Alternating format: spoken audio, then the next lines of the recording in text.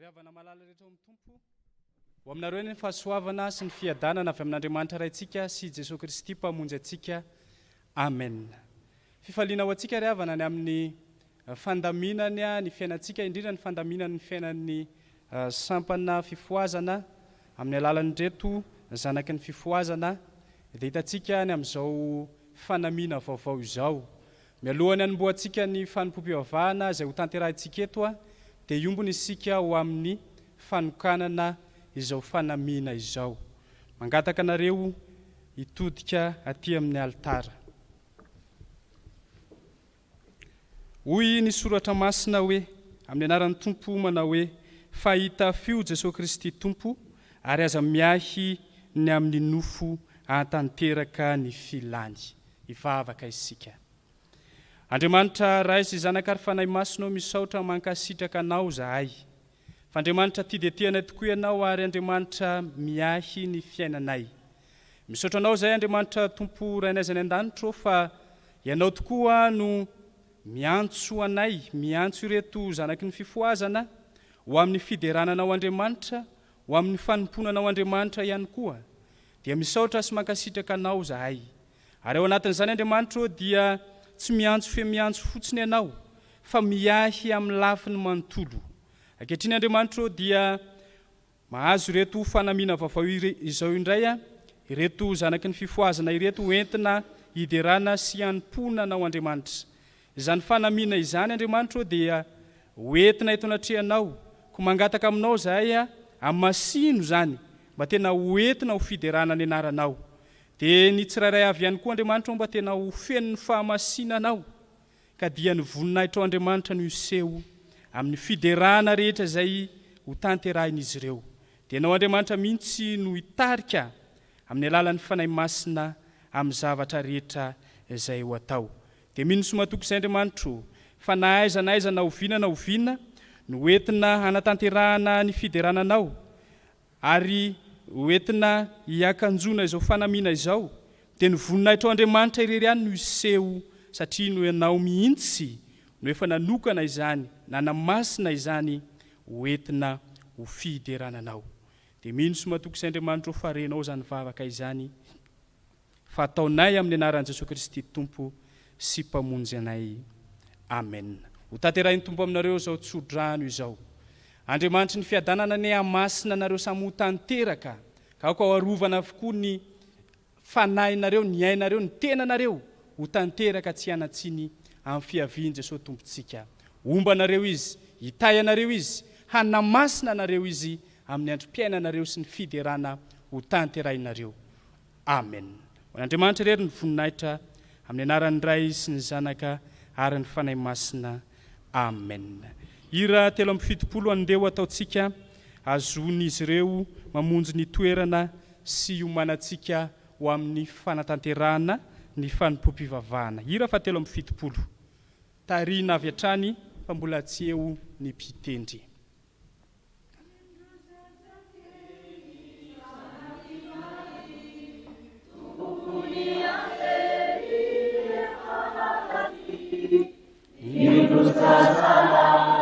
Zanakira tunamaitai sinuada iratani stini kunilem afalistilari manalatambe estotukeana apazangastu.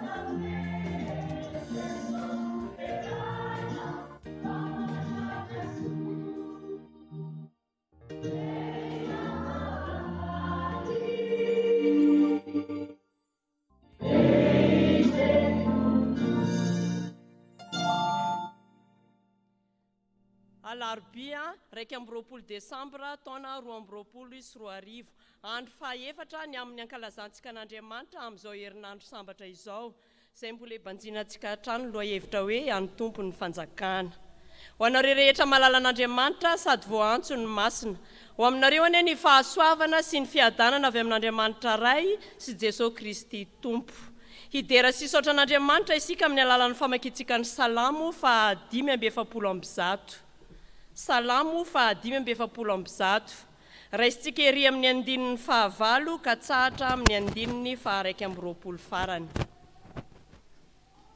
Salamo fa 5:7 raisintsika ery amin'ny andinin'ny 9 ka tsahatra amin'ny andinin'ny 120 farany. Hisaotra sy hideran'Andriamanitra isika manao hoe mamindra fo sy miantra Jehova, maharo-po sady be famindram-po izy. Manisy soa izao tontolo izao Jehova, ary ny fiantrany dia eny amin'ny asany rehetra. Jehova mideranao ny asanao rehetra, ary ny olonao masina misaotra anao. Milaza ny voninahitry ny fanjakanao izy, sady miresaka ny herinao. Mba hampafantarina ny zanak'olombelona ny herinao, sy ny habe ny voninahitry ny fanjakanao. Fanjakana mandrakizay ny fanjakanao, ary hiatra amin'ny taranaka faramandimby ny fanapahanao.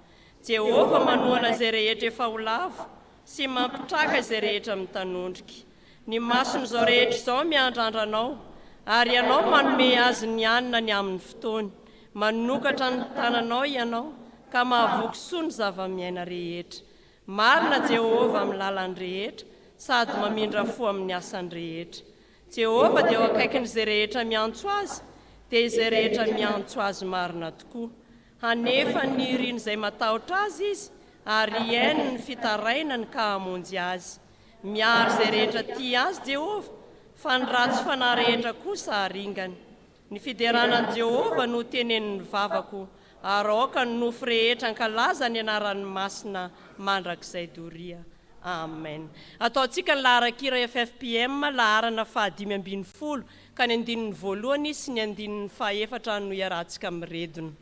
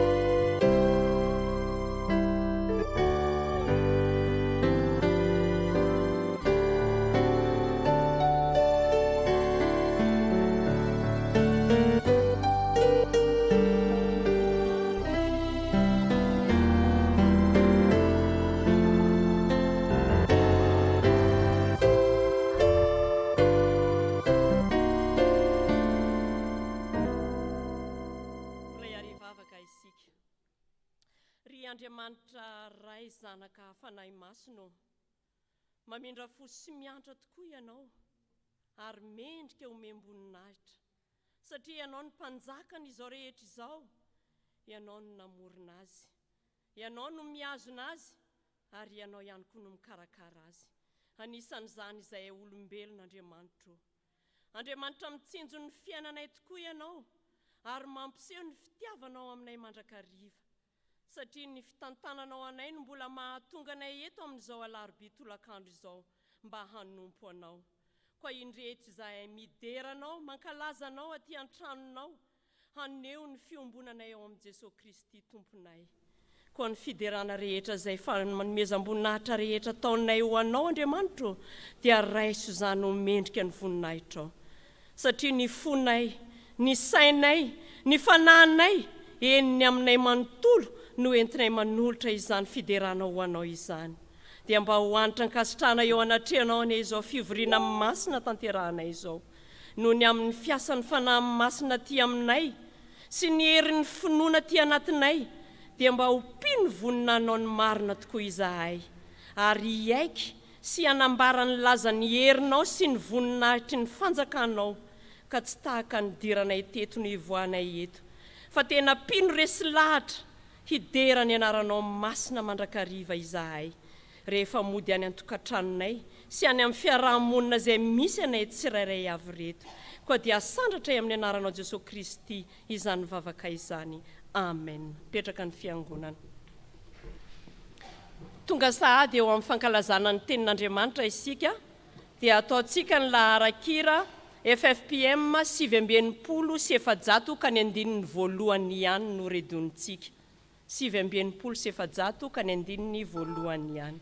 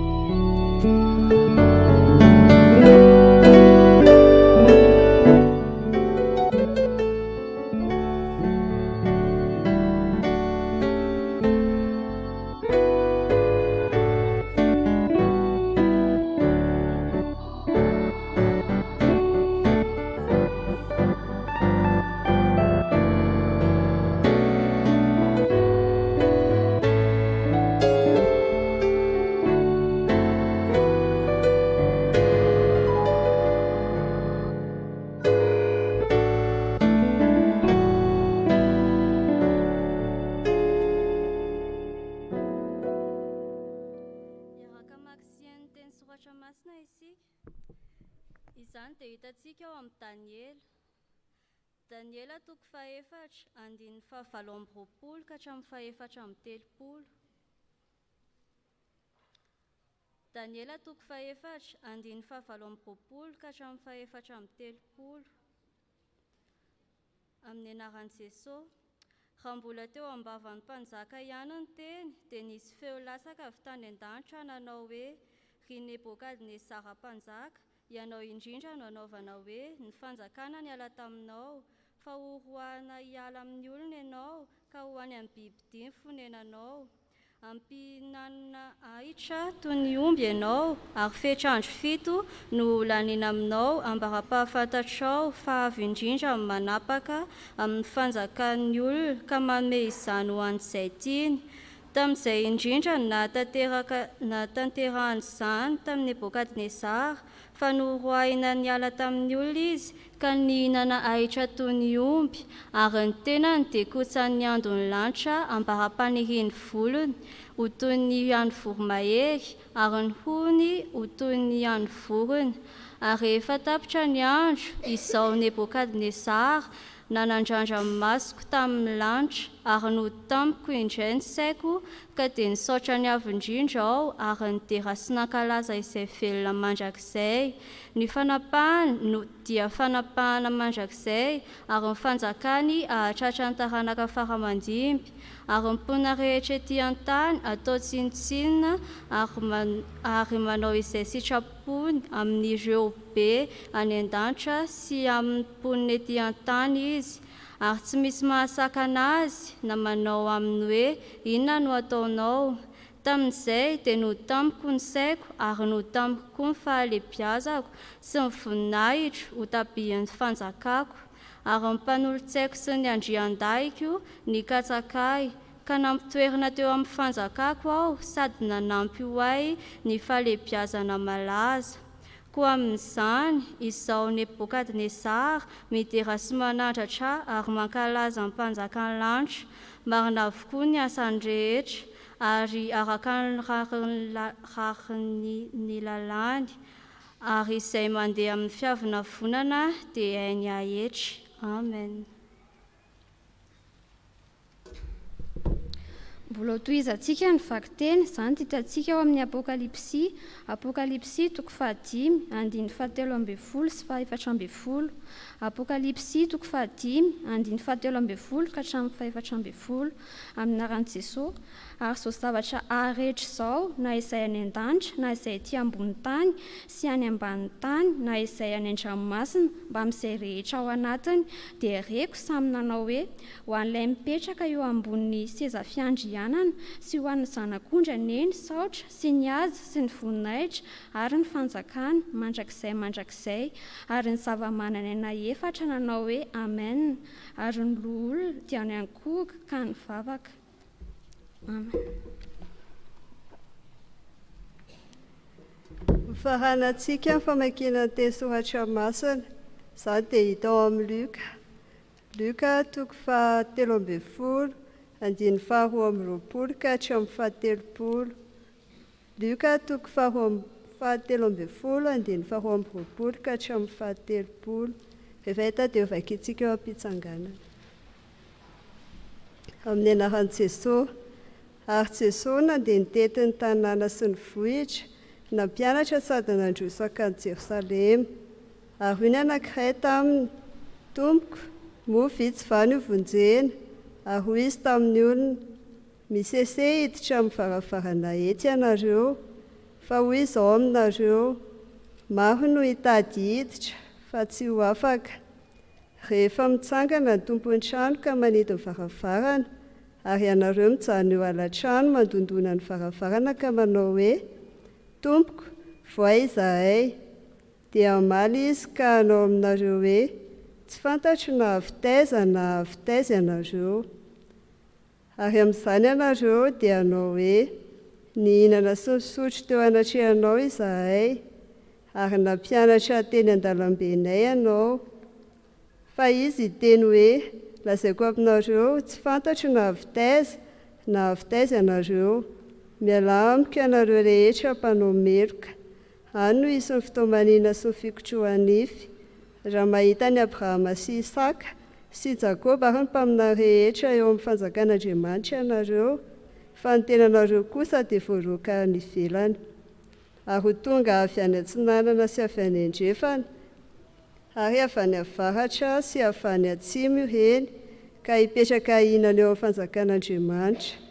Ary indro misy ny aoriana ho aloha, ary misy ny aloha ho aoriana. Amen. Ray masinao, manamasinana fahamarinana, teninao fahamarinana. Amen.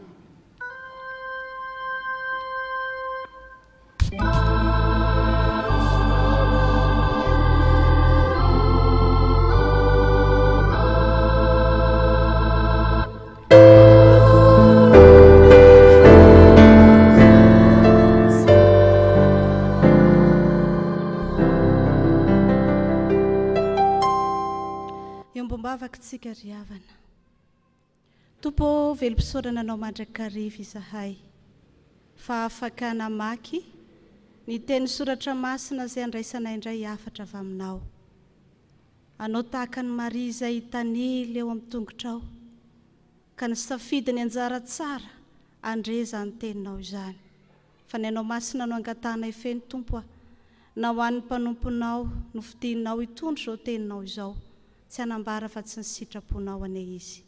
Na izay vahoakanao andray ihany koa, mba tena ho tanylonaka ny riny teninao ane ny fonay ka iainanay sy velomanay, ary izay tabataba rehetra manelingelina anay ka tsy hafanay miendro izany teninao izany, dia tapahana amin'ny anaranao Jesosy Kristy, tsy hanan-kery tsy hanam-pahefana. Hatreo fianaro izao fotoana izao Tompo, voninahitra ny anaranao irery ihany. Amin'ny anaranao Jesosy Kristy no hanonanay sy hanaovanay izany vavaka izany. Amen.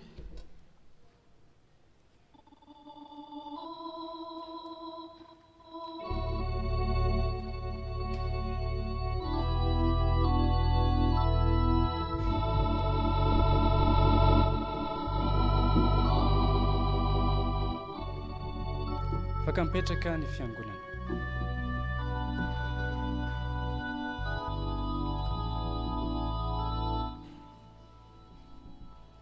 Mbola ampitombona aminareo hatrany ry havana ny fahasoavana, ny fiadanana avy amin'Andriamanitra ray sy Jesosy Kristy mpamonjy antsika. Amen. Tenin'Andriamanitra andraisana hafatra anio dia araka izay voasoratra ao amin'ny Daniela 4 andininy 7 hatramin'ny 7 izany indray no andraisantsika hafatra amin'ity anio ity. I Daniela dia isan'ireo izay nentina ho babo tany Babilôna. Izany Daniela izany dia lehilahy marina sady endry araka ny fitantarana ao amin'ny Baiboly ao. Nitovitovy saranga tamin'ireny Noa, Joba, nitovitovy amin'ireny izy zany raha ny toe-panahy izay nananany ary mpaminany izy.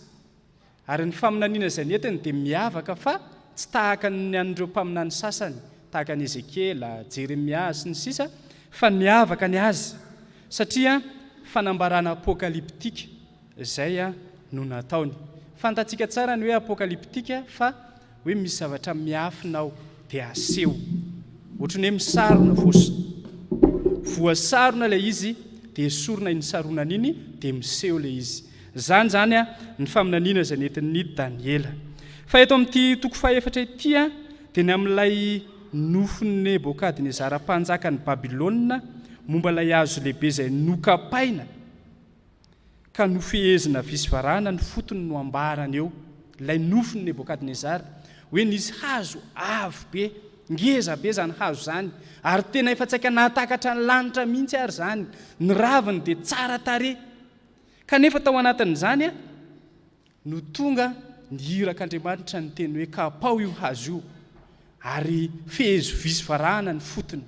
Zany ilay nofon'ny Nebokadnezara mpanjaka hita ato amin'ity 4 ity. Ary io nofony io dia tsy fantany tsara hoe inona ny tena dikany, inona ny tena heviny. Natsoina avokoa ny olon-kendry rehetra fa tsy nisy nahatafavoaka ny heviny. Fa i Daniela no nahatafavoaka ny heviny tao anatin'izany. Dia zany ny voasoratra ato anatin'ity 4 ity. Ary rehefa tena mandinika an'io dia to mampitamberina ny saintsika ny Genesis 1:12 izay misy ny tantaran'inona moa?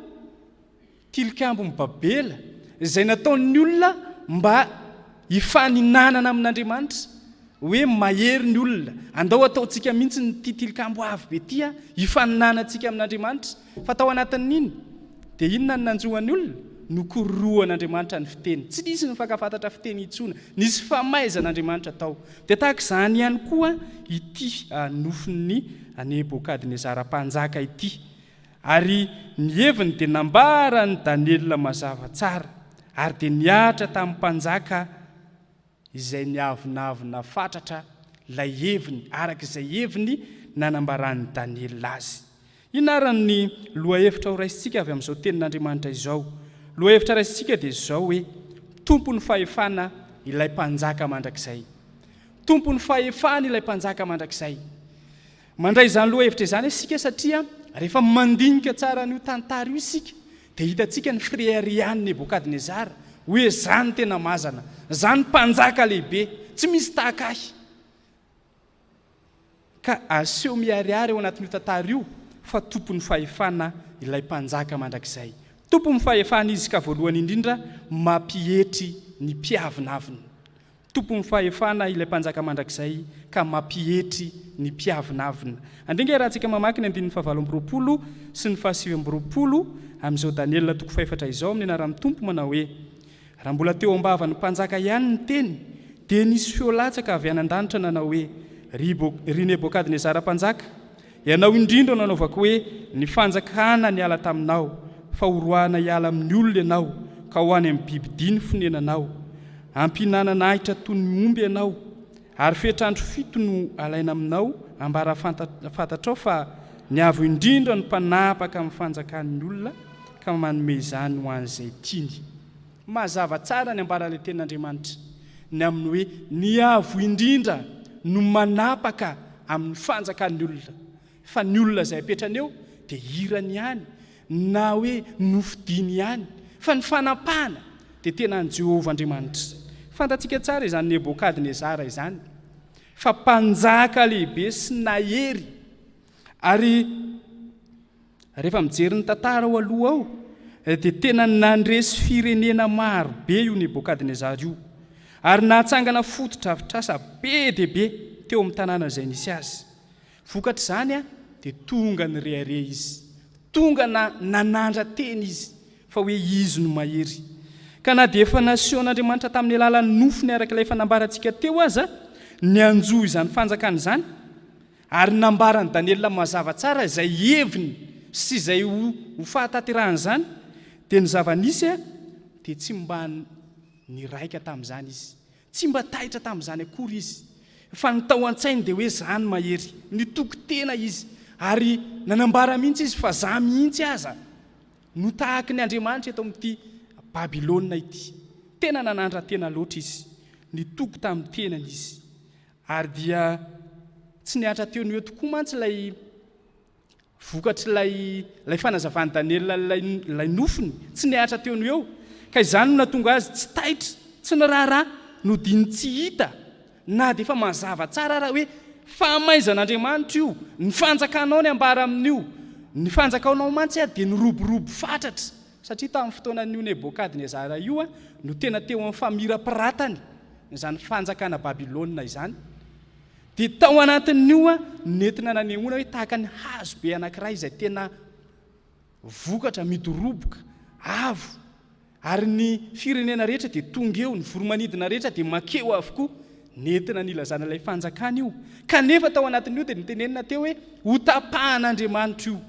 Dia na dia efa fantany tahaka izany ary izany hoe oravan'Andriamanitra io fanjakanao io, tsy mba nihevitra ny hiverina tamin'Andriamanitra izy, fa ny firehariany, ny fizahozahoany izany mandrakariva no tao an-tsainy tao. Fa ny zava-nisy anefa dia izao, rehefa mijery isika eo amin'ny 920 sy ny 720, fa rehefa afaka 12 volana tateo aoriana dia iny izy nijorojoro teo amin'ny lampany iny indrindra, izy ilay mbola nandokandoka tena hoe andrenge jerentsika mihitsy ilay 720 hoe eo amin'ilay Daniela toko fahaefatra eo, ny 720 hoe vakitsika amin'ny anaran'ny Tompo.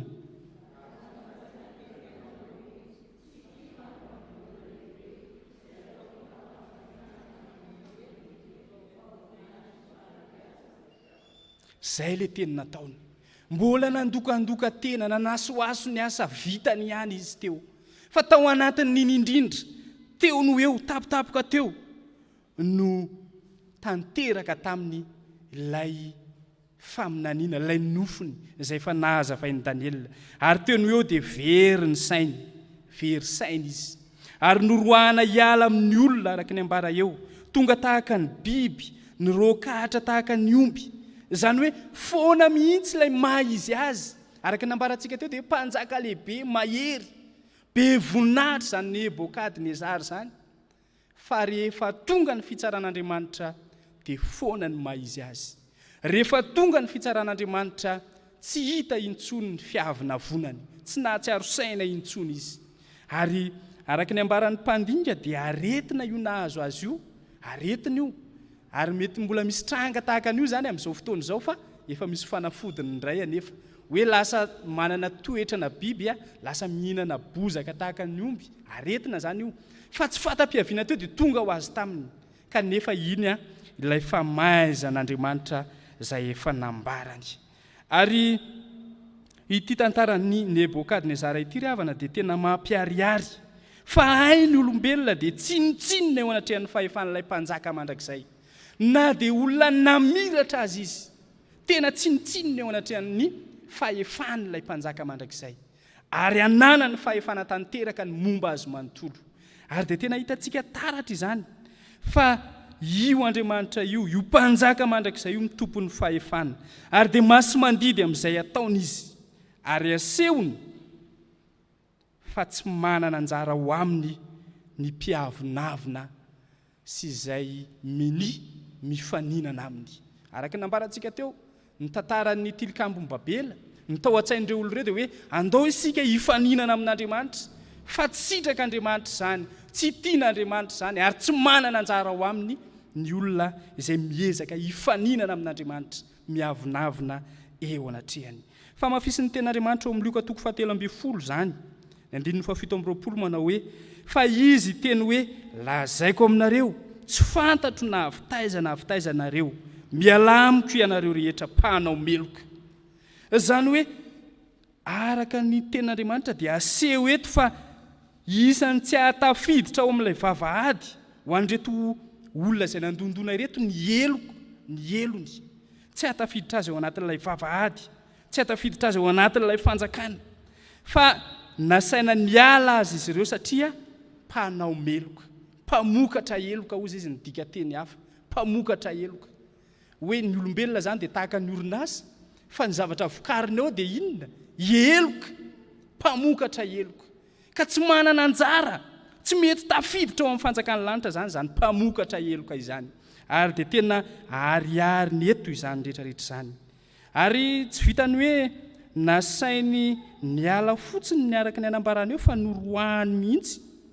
Ary dia vokatra izany dia tsy fantatra ilay mpanjaka mandrakizay izy ary noroahany hiala teo. Riavana malala rehetra amin'ny tompo, inona moa zany lesona izay tokony horaisitsika ao anatin'izany? Any tompo ny fanjakana, tompo ny fahefana ilay mpanjaka mandrakizay, mampihetry ny mpiavinavina izy. Tena eloka ny fiavinavonana eo anatrehan'Andriamanitra, tena fahotana ary tena sakana ahatonga tsy ho tafiditra ao amin'ny fanjakan'ny lanitra. Tompo ny fahefana izy, manjaka mandrakizay izy, mampihetry ny mpiavinavina izy.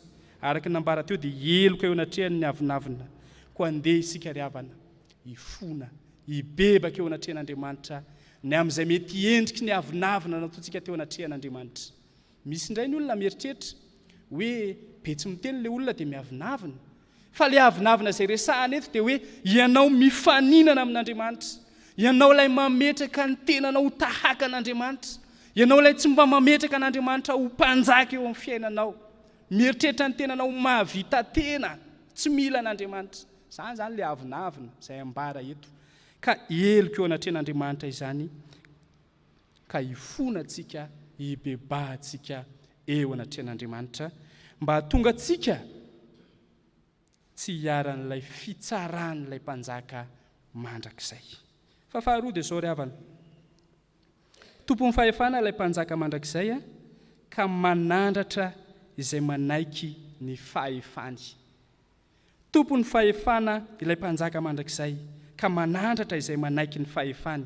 Ny andininy faharaiky amby telopolo hatramin'ny fahaefatra amby telopolo indray no misy an'izany. Andenge raha antsika mamaky ihany zany ny andininy faharaiky amby telopolo hatramin'ny fahaefatra amby telopolo ahitantsika hoe manandratra izay manaiky ny fahefany ilay mpanjaka mandrakizay tompon'ny fahefana. Amin'ny anaran'ny tompo manao hoe ary efa tapitra ny andro izao 𝗦𝗛𝗥𝗏𝗔𝗧 nanandratra ny masoko tamin'ny lanitra ary no tamiko indray ny saiko, ka dia nisaotra ny avo indrindra aho ary nidera sy nankalaza izay velona mandrakizay. Ny fanapahany dia fanapahana mandrakizay ary ny fanjakany aharitra tarangafara mandimby, ary ny mponina rehetra ety an-tany atao tsinotsinona ary manao izay sitrapony amin'ireo marobe any an-danitra sy amin'ny mponina ety an-tany izy, ary tsy misy mahasakana azy na manao aminy hoe inona nataonao. Tamin'izay dia nodo tamiko ny saiko ary nodo tamiko koa ny fahalebiazako sy ny voninahitro ho tabian'ny fanjakako, ary ny mpanolotsaiko sy ny andrian-dahiko nikatsaka ahy ka nampitoetra teo amin'ny fanjakako aho, sady nanampy ho ahy ny fahalebiazana malaza. Koa amin'izany izao 𝗦𝗏𝗏𝗏𝗏 midera sy manandratra ary mankalaza ny mpanjakan'ny lanitra, marina avokoa ny asany rehetra ary araka ny rariny ny lany, ary izay mandeha amin'ny fiavinavonana dia hainy ahetry. Hitantsika taratra ao amin'io andininy faharaiky amby telopolo hatramin'ny fahaefatra amby telopolo ry havana, fa tena mitaky fibebahana sy fandresen-dahatra manokana mihitsy ny fahamonjena. Hitantsika taratra 𝗦𝗏𝗏𝗏𝗏 rehefa nody ny sainy, natsiaro ny sainy, dia nitodika tamin'Andriamanitra izy, ilay mpanjaka mandrakizay, ary dia tena nanaiky mihitsy izy fa mpanjaka velona mandrakizay io Andriamanitra io. Ary dia nambarantsika teo fa mitaky fibebahana sy fandresen-dahatra na dia 𝗦𝗏𝗏𝗏𝗏 aza. Ilay nambarantsika tena mpiandohana hoe mpanjaka lehibe nanany maizy azy, fa rehefa nofaizin'Andriamanitra dia natsiaro, nibebaka, niverina tamin'Andriamanitra ihany. Ny zavatra misy eto rehefa tapitra ny 7 taona izay nampihetrena azy, dia nentin'Andriamanitra tamin'ny toerana izay tsy nanandratany ny avinavim-pony intsony izy, fa nanandratra ny masony tamin'ny fanetretena izy. nanandratra masony tamin'ny lanitra izy tamin'ny fanetretena tonga nanetretena teo anatren'Andriamanitra ilay mpiavinavina teo aloha ka vokatra izany dia namindra fo tamin'ny Andriamanitra ary namerina ny sainy indray vokatra izany rehetra izany dia ny pololotra tao am-pon'ity mpanjaka ity ny fiderana sy ny fankalazana ilay mpanjaka mandrakizay ary dia nambarany mazava tsara araka ny hitantsika eto fa avo indrindra io Andriamanitra io avo indrindra io Andriamanitra io ary mpanjaka mandrakizay io Andriamanitra io ny fiankofan'ity mpanjaka izay mpiavinavina teo aloha ity izay hitantsika eto sy ny fankalazana mpanetretena ilay Andriamanitra pahary dia maneho miariary ny fiovam-pony tena nasehony teo anatren'Andriamanitra fa niovany fony tsy mpiavinavina intsony izy tsy mpanompo Andriamanitra hafa intsony izy fa tonga mpidera sy mpankalaza an'Andriamanitra ka vokatra izany dia niverina tamin'ny Nebokadnezara ny aja sy ny voninainy ary dia hitantsika taratra eo fa hoe nitady azy ireo mpanolontsaina ireo andrian-dahiny ka dia nampitoerina teo amin'ny fanjakana izy ka nomena laza bebe kokoa aza tao anatin'izany ary dia ny tena zavatra manaitra eo dia tsy vitany hoe nidera n'Andriamanitra fotsiny izy tsy vitany hoe nitodika tamin'Andriamanitra fotsiny indray izy fa tena nanao fanekempinoana mihitsy izy nijoro vavolombelona ity mpanjaka ity nanao fanekempinoana izy ka tamin'ny alalan'ilay fitenenana hoe izao Nebokadnezara midera sy manandratra ary mankalaza ny mpanjakany lanitra marina avokoa ny asany rehetra ary araka ny rariny ny lalàny ary izay mandeha amin'ny fiavinavonana dia hainy ahitra nanao fanekempinoana izy nijoro vavolombelona izy nanambara n'Andriamanitra izy ka ao anatin'izany dia tena hita taratra hoe asandratr'Andriamanitra kay ny olona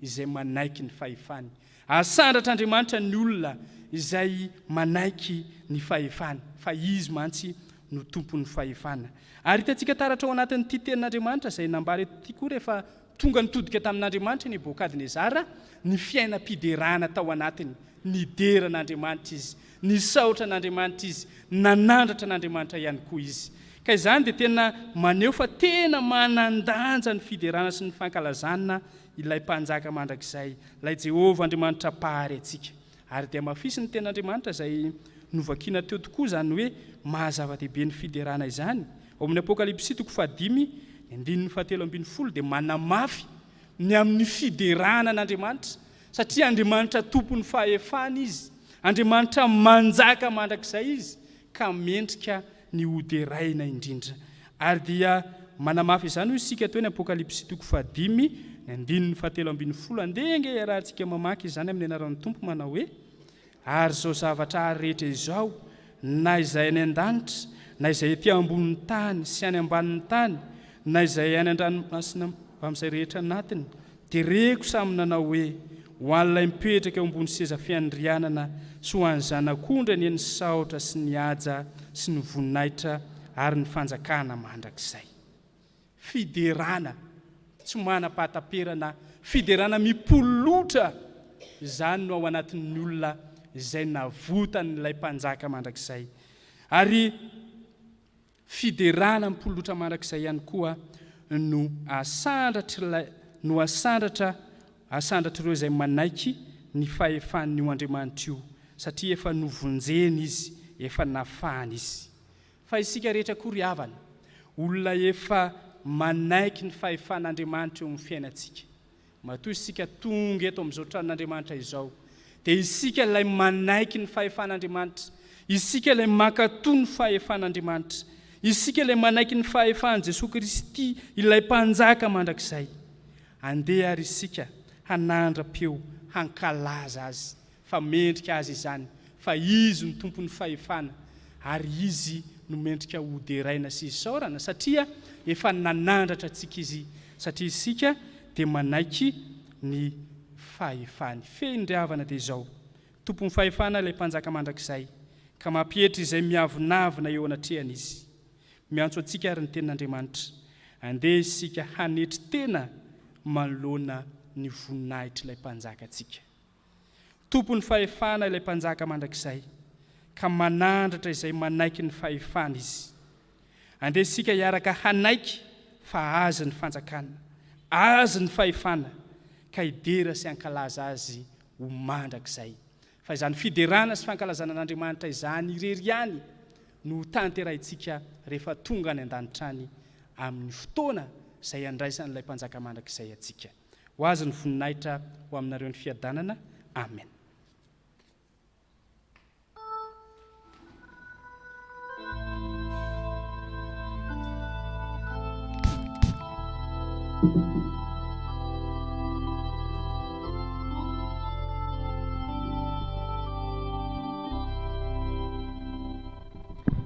Mbola hiara hivavaka isika. Ry Andriamanitra ray zanaka fanahy masino, misaotra anao zahay noho ny amin'izao fotoana izay nomenao anay indray, na ahafahanay ny aino sy nandre ny sitraponao. Fantatray tokoa Jesosy fa Andriamanitra velona ianao, ary miasa amin'ny endrika samihafa ho famonjena anay. Ray mpamorona ianao, ka nahary ny vatanay manontolo, zanaka mpamonjy ianao, ka manavitra anay tamin'ny nahafatesanao ny tsangananao.